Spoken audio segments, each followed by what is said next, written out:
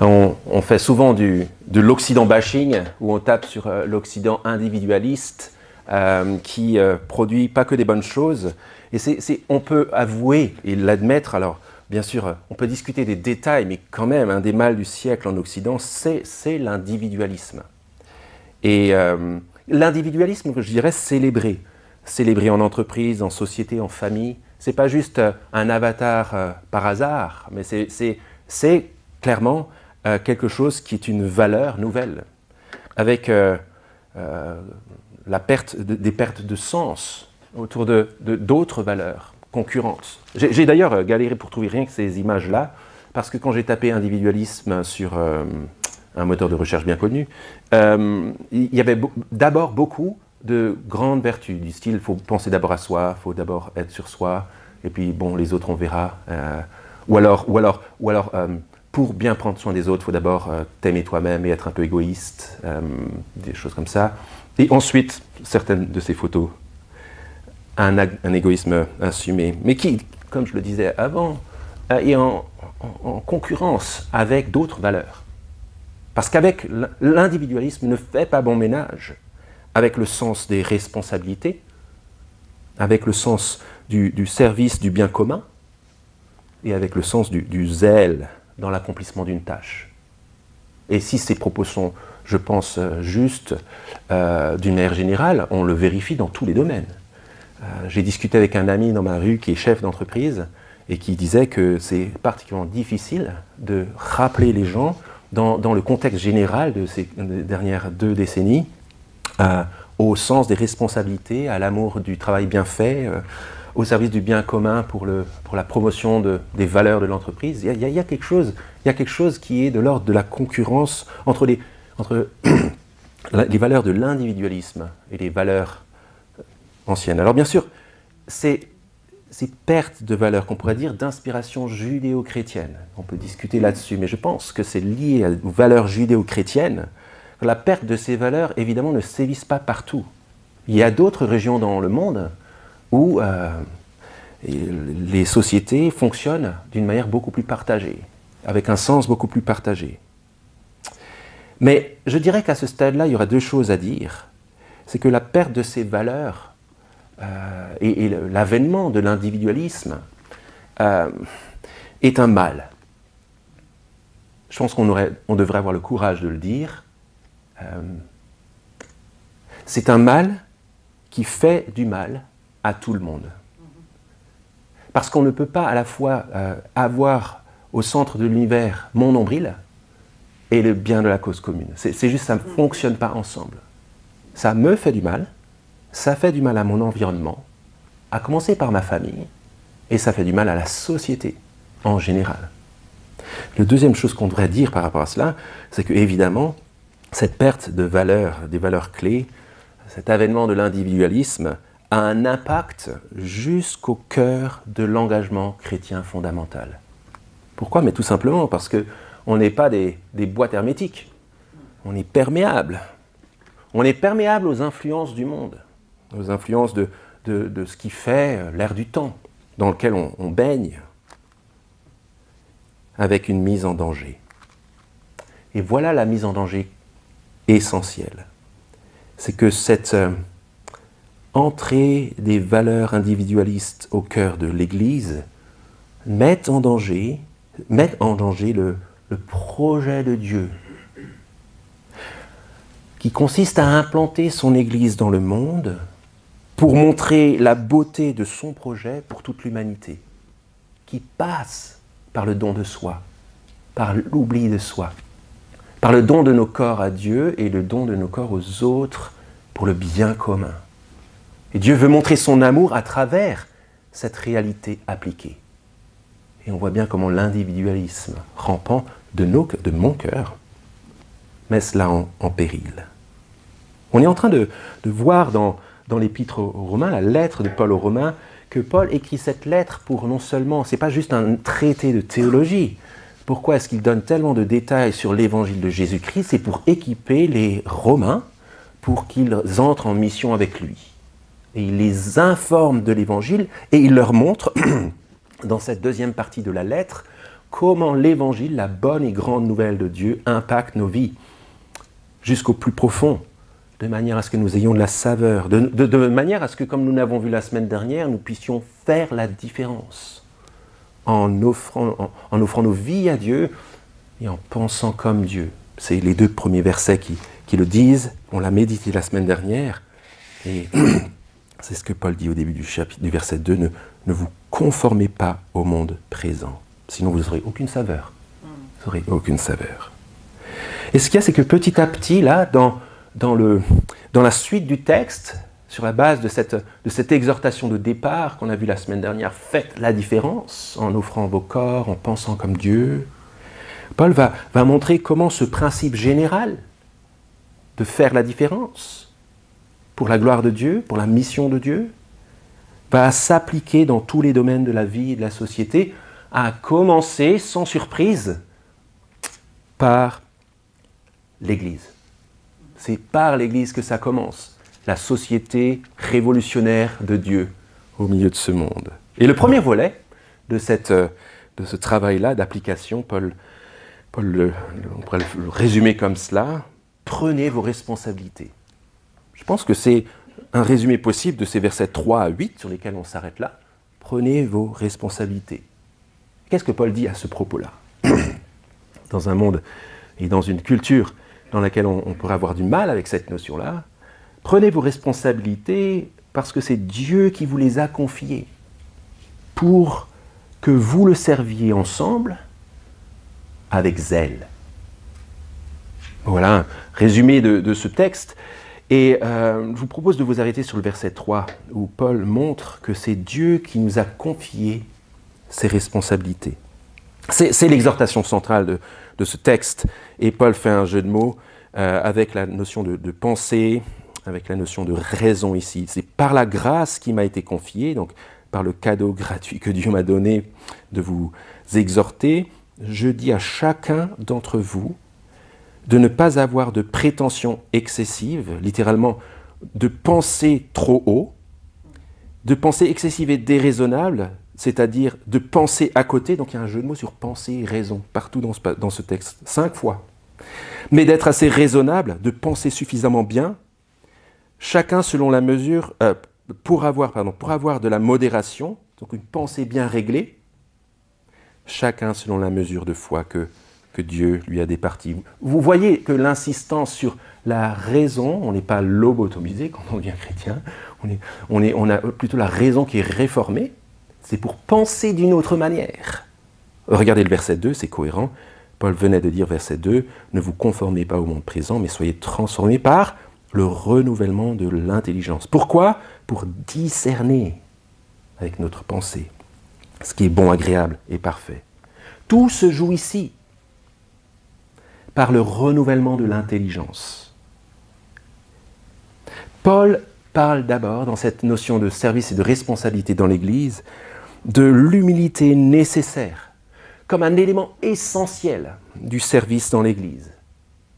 L'humilité. Il s'agit de renoncer, bien sûr, à se mettre en avant, à avoir des pensées trop hautes, de renoncer dans notre service à vouloir trop faire, ou tout faire. Je suis essentiel, à croire justement qu'on est irremplaçable. Personne n'est essentiel, que Jésus. Et le Seigneur nous rappelle cela régulièrement, en nous enlevant des personnes qui servent, pour nous rappeler que lui demeure, et sa parole demeure, même si les gens passent, et si les gens faillissent. L'humilité nécessaire. Se mettre en avant, vouloir trop faire ou tout faire, penser qu'on est irremplaçable, c'est des prétentions excessives et déraisonnables. Ça passe à côté de ce que Dieu a prévu. Mais ce qui est intéressant, c'est que la juste humilité chrétienne n'a rien non plus d'un effacement.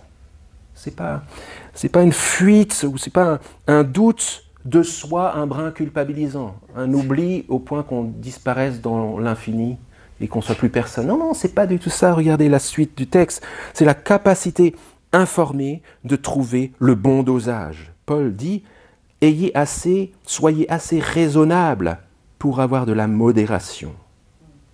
Il s'agit en d'autres termes, de discerner, selon les termes du verset 2, de discerner dans les justes proportions, pour reprendre les termes de Paul, selon la mesure de foi que Dieu lui a départie. C'est comme si Dieu, dans son Église, avait partagé équitablement et selon sa volonté le rôle de chacun, selon ses dons, son histoire, ses capacités, ses qualités, de manière à ce que le partage puisse être vécu dans l'unité. On va le voir tout à l'heure.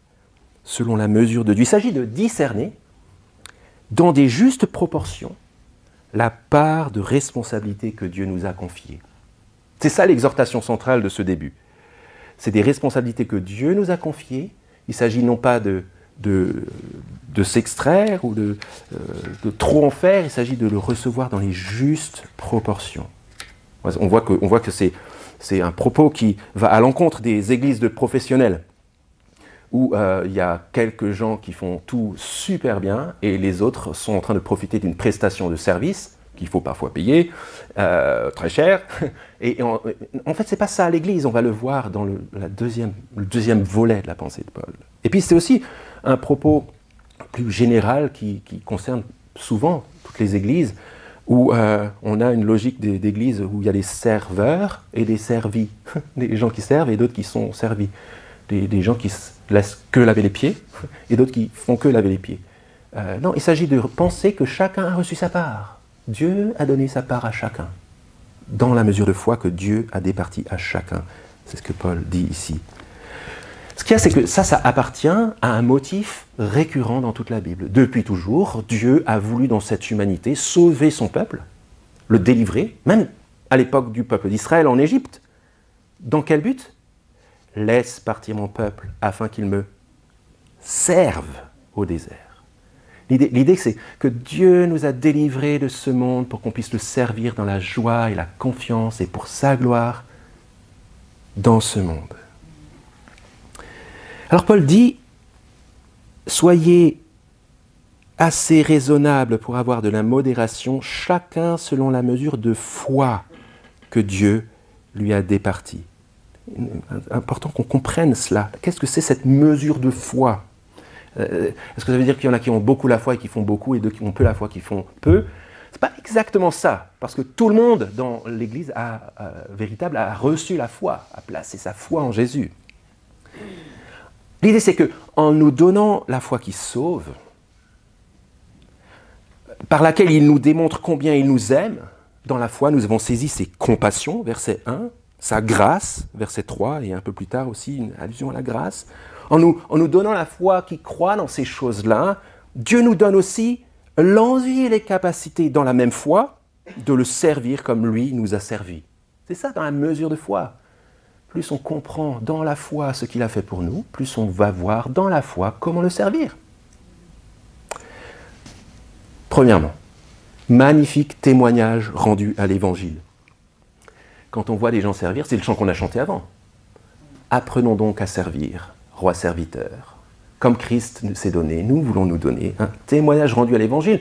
Le plus on voit des chrétiens se servir et apprendre à le faire à la manière de Dieu, le plus on voit en eux et dans leur interaction l'Évangile, à l'œuvre. On n'a pas juste l'audio, on a le visuel. Deuxième chose, c'est aussi une dénonciation. On parlait au début, c'est une dénonciation du mensonge. Que pour aimer les autres, il faut être un peu égoïste. C'est quelque chose qu'on entend souvent. D'abord, je commence à m'aimer moi-même, d'accord, et puis après les autres, je verrai. Ça fait très classe de dire ça, ça semble très sage, mais c'est complètement fou. D'où est-ce que le fait d'apprendre à s'aimer soi-même dans une logique d'égoïsme et d'égocentrisme va nous donner les ressources pour aimer les autres ? Avons-nous suffisamment en nous les ressources même, quand bien même nous ferions ça, pour ensuite aimer les autres d'un amour sacrificiel ? Alors pourquoi est-ce que le propos de Paul, dès ici, et dans toute la Bible, c'est la dénonciation de ce mensonge ? Tout simplement parce que le fait d'être aimé par le Dieu d'éternité, c'est un réservoir suffisant pour alimenter sainement notre estime de soi. Toi, ton estime de soi, bien sûr que tu en as besoin pour aimer les autres, mais elle ne vient pas du fait que tu vas chercher à t'aimer toi-même toujours plus et à être toujours plus centré sur ton nombril. Elle va provenir de ta compréhension toujours plus fine et profonde de combien le Dieu d'éternité t'a aimé en Jésus. Et ça nourrit non seulement ton estime de soi dans une identité saine, mais ça te rend capable, dans les ressources suffisantes, dans la mesure de foi nécessaire, pour servir les autres. Et puis ce n'est pas juste un témoignage de l'Évangile, une dénonciation d'un mensonge, c'est aussi un test. Un test pour voir si j'ai compris et si je crois l'Évangile. Je m'explique, dans le domaine du service. Si j'ai du mal à voir pourquoi je devrais prendre ma juste part de responsabilité que Dieu m'a confiée, si j'ai du mal à réfléchir à ça, ça veut peut-être dire qu'il y a des aspects de la foi chrétienne que j'ai encore besoin de comprendre. Ça ne veut pas dire que je suis pas chrétien, c'est pas ça la question. Ça veut dire que si j'ai du mal avec la notion de service, soit que j'en fais trop, soit que j'en fais pas, ça veut dire qu'il y a un bug au niveau de ma compréhension de l'Évangile.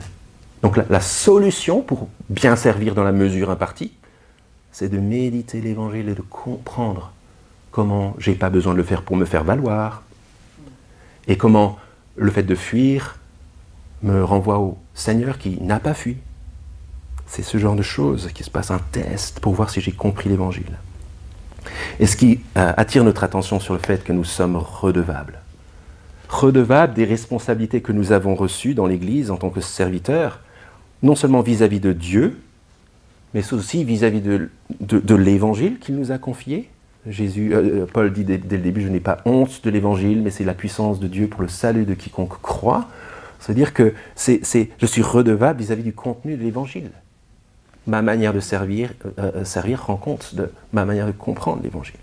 Et bien sûr, je suis redevable aussi envers les uns et les autres. Vous pourriez vous regarder les uns les autres en se disant, je suis redevable devant Dieu et devant les autres. On apprend à servir ensemble, c'est ce qu'on va voir maintenant. Et c'est vers ça que Paul va. Regardez le verset 4 et suivant.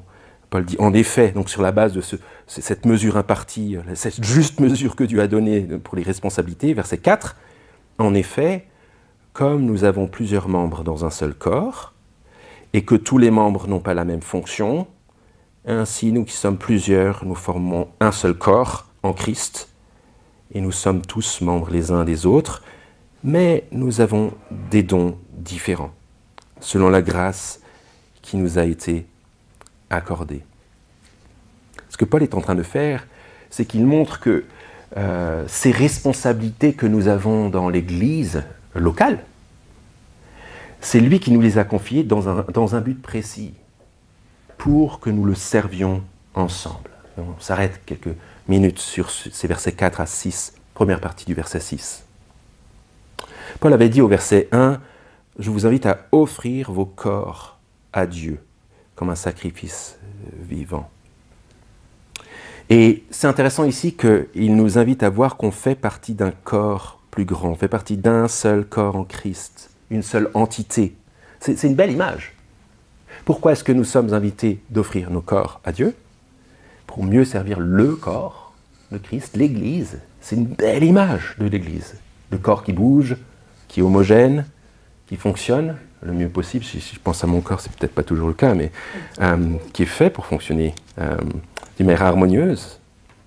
Et cette invitation de Paul, que nous avons plusieurs membres dans un seul corps et que tous les membres n'ont pas la même fonction, mais nous sommes un seul corps, c'est d'autant plus pertinent pour les gens à qui il s'adresse. Vous vous rappelez, je n'ai pas honte de l'Évangile, c'est une puissance de salut pour le salut de Dieu, pour le salut de quiconque croit, du juif premièrement, puis du non-juif. Avec une guerre qui avait lieu entre les juifs et les non-juifs, des animosités entre des personnes de différentes nations, des blessures de l'histoire entre les nations qui se sont dominées les unes les autres. Mais dans l'Église, un seul corps. Non seulement entre la partie de base, les non-juifs et les juifs, mais entre toutes les nations, entre les hommes et les femmes de toutes les nations. Et on peut le faire. Regardez autour de vous. Là, j'invente pas plus. Regardez autour de vous. Voilà, faites-le.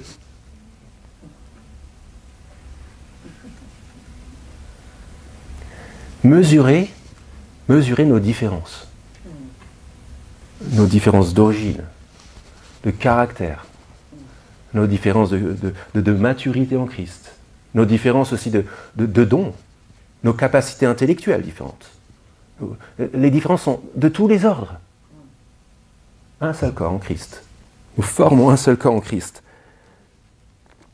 Et alors, si on réfléchit à ce que c'est être conforme ou se laisser conformer au monde, si on réfléchit à notre penchant naturel de notre monde et de notre société, qu'on a aussi, dont on a aussi en nous quelques résidus, on voit bien que ça va à l'encontre de la notion d'égocentrisme, du confort perso, des projets perso, de la gloire perso. Vous voyez comment ça peut mettre à mal le grand projet de Dieu pour un seul corps, avec différentes origines. Et c'est vrai que dans la société environnante, il y a des grandes causes pour lesquelles les gens s'allient. Pas juste par des lobbies, pourquoi pas, mais des lobbies, mais pour des grandes causes planétaires, etc., pour lesquelles les gens s'allient. Mais ce que je trouve frappant, c'est que souvent les gens s'allient par groupe et par intérêt spécifique, et du coup, contre les autres, qui n'ont pas les mêmes intérêts et les mêmes luttes. Et du coup, qu'est-ce que ça produit? Ça produit tout sauf l'unité, ces luttes-là, ces luttes de groupe. Pourquoi? Parce que tout le monde n'est pas ensemble dans un seul corps, dans l'humanité. Et que les causes des uns ne sont pas celles des autres. Et que du coup, ça produit des cloisonnements, des méfiances et des éclatements dans la société. Mais il n'en est pas de même dans l'Église. Nous sommes, comme dit Paul, plusieurs, mais nous formons un seul corps, verset 5, en Christ. Et nous sommes, écoutez bien comme c'est beau, tous membres les uns des autres. C'est dans ce sens-là que je disais redevables les uns vis-à-vis des autres. C'est pas que les autres vont faire une sorte de grand oral me concernant. C'est qu'on est solidaires. On a besoin des autres et les autres ont besoin de moi pour que le corps fonctionne. Et ça nous conduit à une question test sur la base de ces propos de Paul. Elle est très simple, hein, et en même temps compliquée. Pourquoi est-ce que je viens à l'église? Pourquoi est-ce que vous diriez, qu'est-ce que vous répondriez? Pourquoi est-ce que je viens à l'église? Une question qui irait avec ça, c'est qu'on sache se poser la question, eh bien, pour servir. Tu viens à l'église pour servir Dieu, servir le corps, être redevable. Montrer que comme Dieu t'a servi en donnant sa vie pour toi à travers son Fils, toi tu apprends à servir les autres. Comment tu peux servir? Comment avec tes dons, tes aptitudes, ta formation, tu pourrais servir l'Église, le corps de Christ? Nous sommes tous membres les uns des autres, chacun pour sa part. Il s'agit là d'apprendre ensemble à prendre notre place. Il n'y a pas de « j'ai pas ma place » dans l'Église de Jésus-Christ au niveau local. Il y a aussi le besoin qu'on apprenne à laisser de la place. En tant qu'Église, en tant que communauté, nous devons apprendre les uns les autres à trouver les places qui conviennent les uns aux autres. Et ça pose quelques questions. Quelle est ma place? Mais on y viendra dans la dernière partie du propos de Paul. Et il s'agit aussi d'apprendre à servir pour le bien des autres. Parce que nous sommes tous membres les uns des autres. C'est la raison pour laquelle je sers. Et c'est ça que j'aimerais répéter d'une manière un peu différente, c'est aussi là que la différence n'est plus une menace, et c'est un atout. Dans nos différences que j'ai évoquées juste avant, nous apprenons à servir dans la complémentarité et l'interdépendance pour la gloire de Dieu. Peut-être qu'il y a quelqu'un parmi nous qui ne se présenterait pas comme chrétien, qui est venu pour visiter l'Église, pour voir à quoi ressemblait l'Église, qui s'intéresse d'une manière ou d'une autre à la question de l'espérance chrétienne. Bienvenue déjà. Mais peut-être une question pour vous, ce serait de se dire, en regardant les chrétiens se servir les uns les autres, comme un seul corps, qu'est-ce que leur manière de servir, leur motivation pour servir, vous communique de l'espérance chrétienne? Est-ce qu'il y a des choses qui ressortent? Moi, je serais super intéressé de vous entendre là-dessus, quitte à être repris pour les manquements qui sont les nôtres. On continue à réfléchir. Si c'est Dieu qui nous a confié ces responsabilités pour que nous le servions ensemble, la conséquence finale est logique et sans sans détour ni contour, Paul nous montre que, bien sûr, que la manière de servir les uns et les autres pour la gloire de Dieu, parce que Dieu nous les a confiés, c'est de le servir avec zèle. Mais avec un zèle bien placé, pas dans un excès de zèle. Vous voyez que, et je vous invite à lire ce texte-là, à partir du verset 6, la deuxième partie. Peut-être on lit depuis le début du verset 6, mais nous avons des dons différents. Selon la grâce qui nous a été confiée, si c'est la prophétie, que ce soit en accord avec la foi, si c'est le diaconat, que ce soit en esprit de service, que celui qui enseigne s'attache à l'enseignement, que celui qui exhorte à l'exhortation, que celui qui donne le fasse avec simplicité, que celui qui préside avec empressement, que celui qui exerce la miséricorde avec joie. Il y a une certaine redondance, ou en tout cas un propos très ciblé de la part de Paul, mais c'est intentionnel. Je pense qu'il manifeste là, ce fameux zèle dans notre action. Concentre-toi sur la tâche qui t'est confiée une fois que tu as compris quelle est ta tâche. Repensons toujours à l'exhortation de Paul au verset 2. Il s'agit de ne pas se conformer au monde, mais d'être transformé par le renouvellement de l'intelligence. Être conforme au monde, c'est aussi à notre vieille nature qui surnage, notre perméabilité à l'esprit du monde. C'est clair que si j'ai de la motivation pour servir uniquement si ça me fait du bien, si j'en ai envie, ou si j'y gagne quelque chose, que ce soit devant les autres ou devant Dieu, si je gagne des bons points devant Dieu, alors ça veut dire que ma manière de servir va toujours en pâtir, toujours pâtir de ça. Si je sers avec mon nombril au centre, toujours ma manière de servir va en pâtir. Et les autres, bien sûr. Bien sûr, je sers, mais je risque de me disperser sur plusieurs tâches mal faites. Bien sûr, je sers, mais avec dilettante ou avec procrastination. Je ne vois pas l'importance, je ne vois pas le sérieux, je peux reporter, ou alors je peux le faire par-dessus la jambe, c'est pas si important. Ou si je le fais avec cette motivation-là, je peux aussi finir par le faire par culpabilité. En disant, j'en fais pas assez, je fais pas ce qu'il faut. Et puis forcément, si je sers en cherchant l'approbation des autres de Dieu, je vais jamais être satisfait. Parce que les autres vont jamais être satisfaits. Je vais me dire, comment servir au point de plaire suffisamment à Dieu. Et il y a cette tentation-là de servir par culpabilisation au lieu de servir par joie. Et Paul note là que si Dieu a si bien agencé les choses, c'est pour que notre réponse ne soit que le zèle, l'amour, la joie, la réponse logique. Et là, si vous regardez un peu les détails, à partir du verset 6, Paul donne d'abord deux grands domaines de service. Après, il parlera des personnes qui font du service.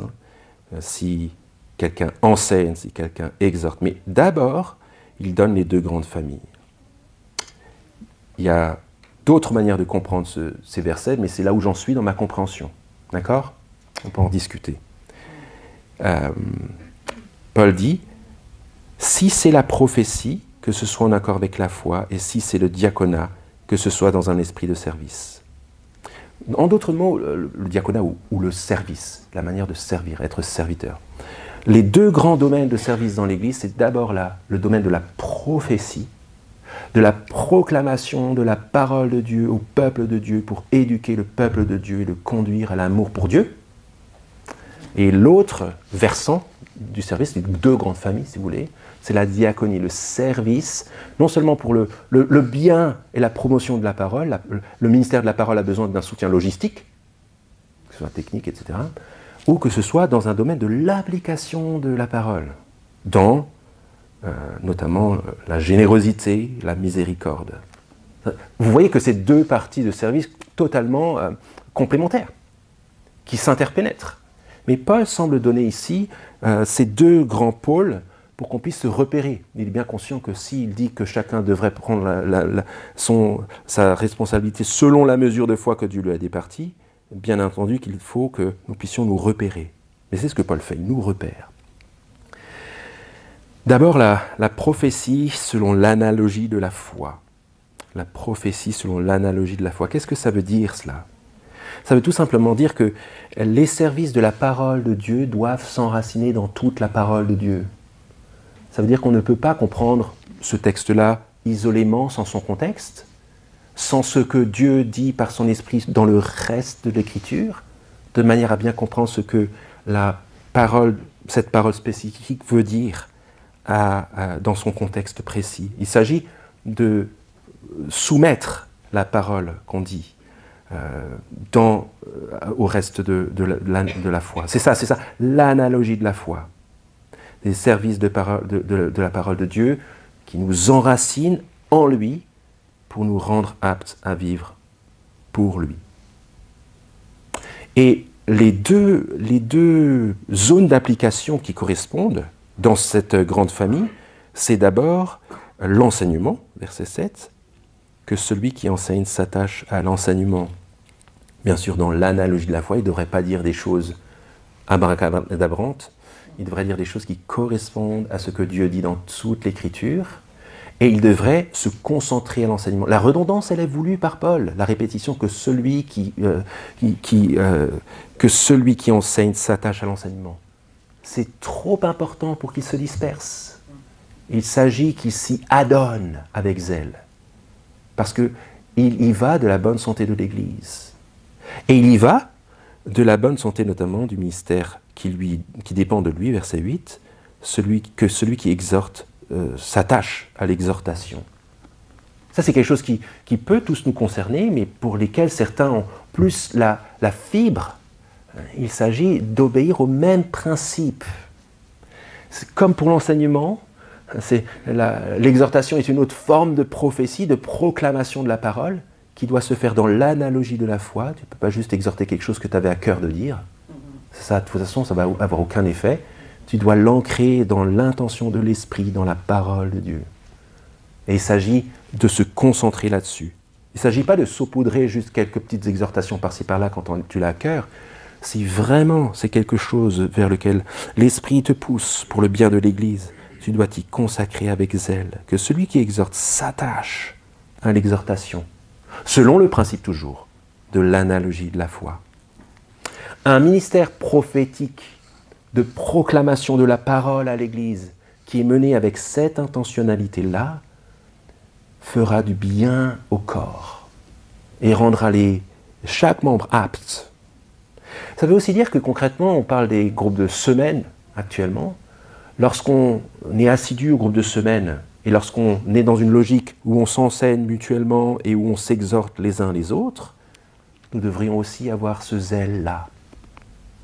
Je profite du ministère des autres pour grandir et je fais profiter par mon ministère de la parole les autres pour qu'ils grandissent, pour que le corps grandisse. Et ça nous conduit, avant un mot de conclusion, à la deuxième grande famille dont Paul parle. Il parle ici du diaconat, l'autre mot, le service avec un grand S, qui soit dans un esprit de service. Dans l'original, c'est une répétition de mots de nouveau. Il s'agit de le faire pour servir et pas pour se servir. Pas pour son intérêt, mais pour l'intérêt du corps, comme le Seigneur Jésus nous a lavé les pieds.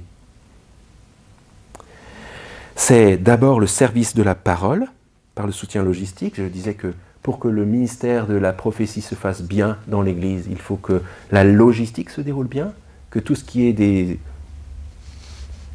du ministère pratique pour l'installation, par exemple, de ce lieu, pour tout ce qui est de la trésorerie ou de la conduite d'ensemble de l'Église, de la structure et de l'organisation de la structure de l'Église, il faut que ça se passe bien, il faut que ce soit bien présidé, littéralement dirigé, et avec empressement, dit Paul.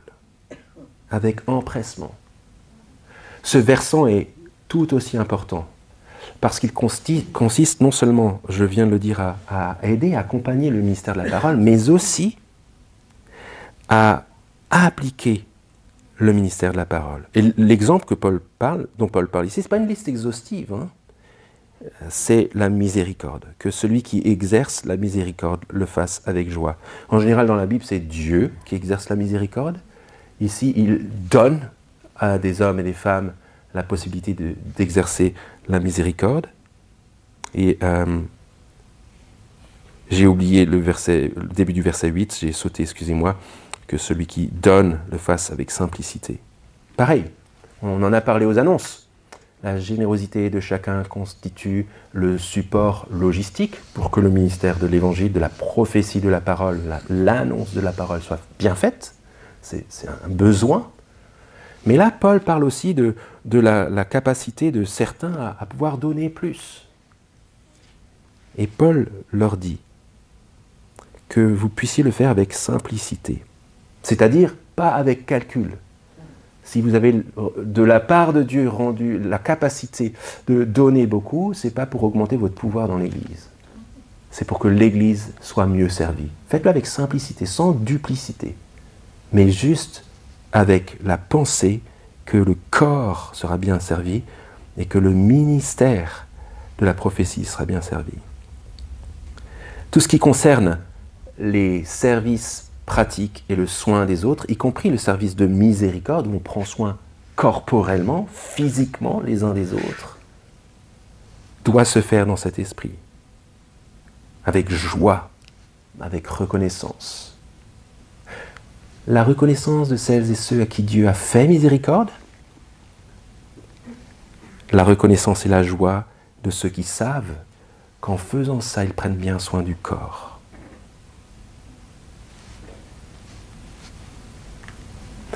Prenez vos responsabilités, dit Paul. Comment est-ce que cela peut bien se faire? Comment est-ce que cela peut bien se faire dans les bonnes proportions et avec les bonnes intentions? La réponse, c'est toujours la même, mais je la répète. Elle doit se faire en s'immergeant constamment dans l'Évangile dans lequel nous avons cru. C'est tout le propos de Paul là, dès le début. Il s'agit que la grâce que Dieu nous a faite se voit à l'œuvre dans la communauté de la grâce, par l'exercice des dons de la grâce, et Paul est redondant là-dessus, il répète les mots aussi, exprimé dans la grâce, et pas dans le jugement, dans la culpabilité ou dans le faire-valoir, mis au service de ceux qui ont reçu la même grâce. Le corps, je relis cette phrase. La grâce que Dieu nous a faite doit se voir à l'œuvre dans la communauté de la grâce, par l'exercice des dons de la grâce, exprimés dans la grâce, et mis au service de ceux qui ont reçu la même grâce. Et nous rayonnerons de l'Évangile. Je vous laisse 3 questions pour poursuivre l'application, peut-être à discuter après ou à réfléchir dans la semaine sur la base de ce texte. D'abord, orgueil ou fuite? Sur lequel de ces 2 tentations suis-je le plus fragile? Soit d'en faire trop ou de ne pas en faire? On a tous nos tentations. Deuxième zone de travail. Parole, prophétie ou service pratique au service de l'application de la parole et du soutien logistique de la parole? Pour quelle responsabilité suis-je le plus naturellement fait ou faite? Et troisièmement, c'est toujours l'ouverture sur la notion de la mission. Pour rappeler, tout ce qu'on est en train de se dire là, tout ce qu'on vient de lire ensemble, pourquoi est-ce que Paul nous le dit? C'est pour qu'on apprenne à être une nouvelle société de Dieu pertinente pour rayonner dans le monde et pour parler de sa grâce. Question, comment, je le relis, quel impact mon zèle dans l'Église, donc dans mon service dans l'Église, peut avoir sur ma prise de responsabilité au quotidien? L'Église, c'est un laboratoire dans lequel on apprend à servir les uns les autres, de manière aussi à récupérer les mêmes intentions et les mêmes qualités de travail et de service, de responsabilité dans la société. En tant que père, en tant que mari, en tant que collègue dans mon entreprise, en tant que membre actif dans la société dans laquelle je vis, il y a un impact certain si on y réfléchit. Je vous invite à un temps de silence, puis ensuite je vais prier pour conclure ce temps ensemble. Nous sommes plusieurs, mais nous formons un seul corps en Christ, et nous sommes tous membres les uns des autres. Nous te remercions, Père, parce que par l'œuvre de ton Saint-Esprit ce matin, tu nous rappelles encore dans ta parole ce qui convient de faire pour non pas nous laisser conformer au monde présent, mais nous laisser transformer par le renouvellement de l'intelligence. Et nous mesurons à quel point cette intention de service que tu as prévue, la part de responsabilité que tu as donnée à chacun dans ton Église, c'est rien d'autre que quelque chose de bon, d'agréable et de parfait. Et ensemble, nous voulons te demander que tu nous aides à le croire et à le vivre. Veuille Seigneur permettre que dans les jours, les semaines qui viennent, chacun trouve sa place. Nous te demandons que tu nous aides à accueillir les nouveaux. Nous voulons te demander que tu nous aides, Seigneur, à bien calibrer nos services, à bien réfléchir et à nous laisser faire pour être dans la bonne intention, celle de ton esprit, pour que ta parole soit proclamée et que les hommes et ton corps soient bien servis. Dans le nom de Jésus. Amen.